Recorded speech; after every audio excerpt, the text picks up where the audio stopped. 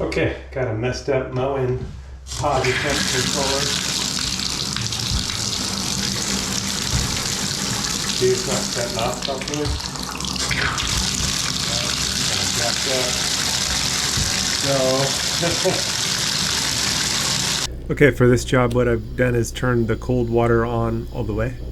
And I need to know which one to turn off, but unfortunately I've got two units that both have the water on, and so I shut them both off to make sure I've got it turned off, and then I had to pick which one it was and turn the other one back on quickly. Well, this particular unit was upstairs, so I figured it probably wasn't the one all the way on one side or the other, so I went with the middle one.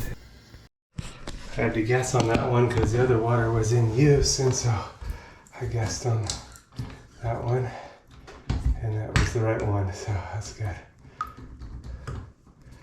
Okay, let's change this cartridge here.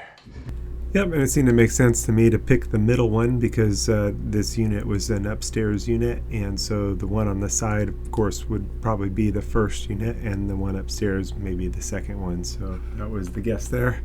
Unfortunately, this cartridge broke off, and I wound up needing to do a major extraction, so probably save that for an upcoming video. How to take out a broken mowing cartridge, 1222. For the past 2 Saturdays in a row, I wound up doing the same job, broken mowing cartridge. Run into some stubborn ones. But they can't all be easy. Job security.